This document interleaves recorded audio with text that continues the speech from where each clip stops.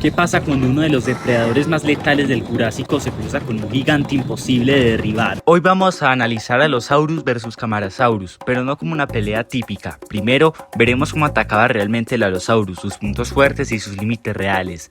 Después, desarmamos el Camarasaurus, resistencia, y por qué no era solo un herbívoro.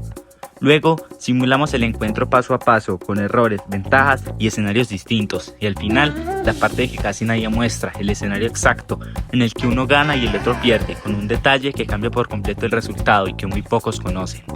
Si te quedas hasta el final, vas a entender este enfrentamiento de una forma totalmente distinta. El Allosaurus no era el dinosaurio más grande de su época, pero sí uno de los depredadores más eficientes del Jurásico. Vivió hace unos 155 millones de años, principalmente en lo que hoy es Norteamérica.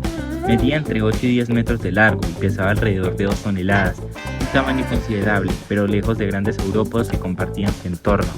Físicamente, el Allosaurus estaba diseñado para atacar rápido, no para resistir fuerza bruta. Su cráneo era relativamente ligero y flexible, con varias zonas móviles que absorbieron impactos.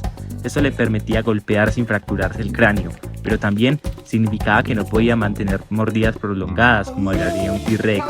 Sus dientes eran largos y afilados, cerrados, ideales para cortar carne y abrir heridas profundas, no para triturar huesos. El cuello era una de sus armas principales, fuerte, musculoso y móvil. Gracias a esto, podía usar la cabeza casi como un hacha. Sus brazos eran grandes para un terópodo, tenían 3 garras curvas que servían para sujetar y desgarrar a la presa durante el ataque. Las patas traseras eran potentes, pesadas, para aceleraciones rápidas y cambios bruscos de dirección, más que para persecuciones largas. Durante mucho tiempo, se pensó que Allosaurus cazaba de forma similar a otros grandes carnívoros, pero hoy se acepta que su estrategia era diferente. Su forma de cazar se basa en lo que se conoce como la mordida del hacha. Levantaba la cabeza y la bajaba con fuerza, clavando los dientes y retirándolos de inmediato. No buscaba matar al instante, sino causar heridas graves, provocando sangrado y debilitar a la presa con el tiempo. Hay evidencias fósiles que indican que Allosaurus atacaba animales mucho más grandes que él, incluidos estegosaurios y saurópodos jóvenes. En algunos casos pudo cazar en grupo, aunque no era una regla fija. Su ventaja estaba en la paciencia. Una presa herida, cazada o aislada, tenía pocas posibilidades de sobrevivir.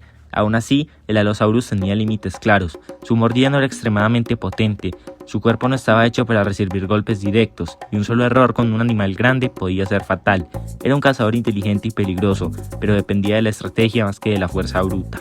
El Camarasaurus fue uno de los saurópodos más comunes y exitosos del Jurásico tardío.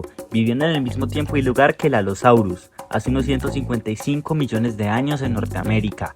A diferencia de muchos saurópodos gigantes, no era el más largo, pero sí uno de los más robustos y compactos, lo que lo convertía en un animal extremadamente difícil de derribar.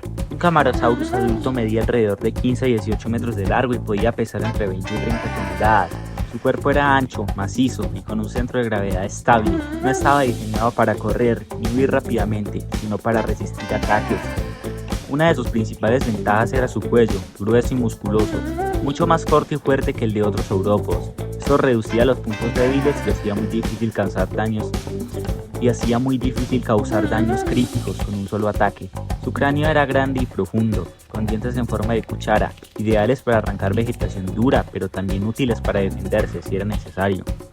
La piel de este animal era gruesa y resistente, probablemente con zonas reforzadas, y debajo tenía una enorme masa muscular.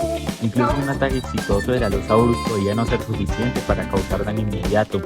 Además, sus huesos eran extremadamente densos.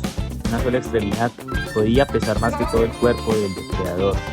Pero su arma más peligrosa no estaba en la boca, sino en el cuerpo. El Camarasaurus tenía patas columnares capaces de soportar toneladas. Un solo empujón, pisotón o golpe lateral podía romper huesos o matar al instante un carnívoro. No necesitaba atacar de forma activa, su tamaño era por sí solo una defensa. Otro factor clave es el comportamiento. Un Camarasaurus adulto probablemente no vivía fácilmente con un depredador solitario. Podía mantenerse firme, girar el cuerpo para proteger zonas vulnerables y usar su peso como barrera. En un grupo, el peligro para cualquier carnívoro aumentaba aún más. Sin embargo, no eran completamente invulnerables. Los individuos jóvenes, enfermos o aislados eran más susceptibles a ataques. Además, aunque resistente, el Camarasaurus no podía reaccionar rápido ni perseguir al atacante ágil. En resumen, el Camarasaurus no era una presa pasiva ni indefensa, era un gigante lento, sí, pero hecho para aguantar. Y cualquier depredador que lo enfrentara debía hacerlo con extremo cuidado, porque un solo error podría costarle la vida. El Allosaurus y el Camarasaurus compartieron el mismo hábitat durante mucho tiempo, hace unos 155 millones de años, y aunque vivían en el mismo ecosistema, sus estilos de vida eran muy distintos. El Allosaurus era rápido, ágil y experto en atacar presas grandes. Imaginemos primero una manada de Allosaurus frente a un Camarasaurus adulto. Los depredadores se acercarían con cautela, evaluando distancia y ángulo. Sus ataques no son inmediatos. La estrategia consiste en herir y cansar a la presa, buscando puntos débiles como las patas traseras o los costados menos protegidos. El Camarasaurus, consciente del peligro, se mantiene firme, usando su cuello grueso y patas columnares para resistir los primeros embates. Un combate lateral o un empujón de sus patas pueden ser suficientes para herir gravemente a un Allosaurus, así que cada movimiento de la manada debe ser calculado.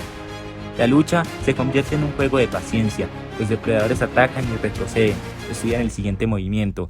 Con mucha paciencia y estrategia, los allosaurios podrían provocar heridas profundas y sangrado acumulativo. Las lesiones debilitarían progresivamente al Camarasaurus hasta que ya no pueda defenderse ni moverse con eficacia, permitiendo que los Allosaurus finalmente salgan victoriosos, mostrando cómo varios depredadores, inteligentes y rápidos, podrían superar incluso a un gran herbívoro.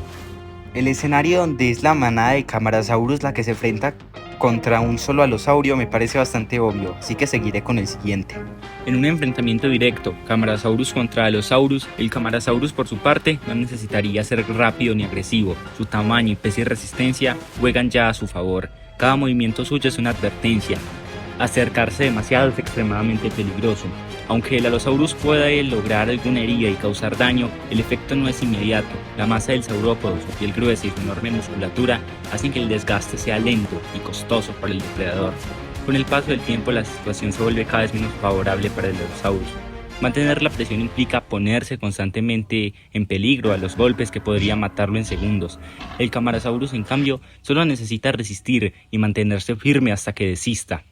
En este escenario, aunque ambos animales tienen posibilidades, la ventaja es clara para el saurópodo, no porque el Allosaurus sea incapaz, sino porque el riesgo supera cualquier posible beneficio. Por eso es que en la mayoría de casos reales, lo más probable es que el Camarasaurus termine imponiéndose y el Allosaurus, consciente del peligro, opte por retirarse y buscar una presa más accesible.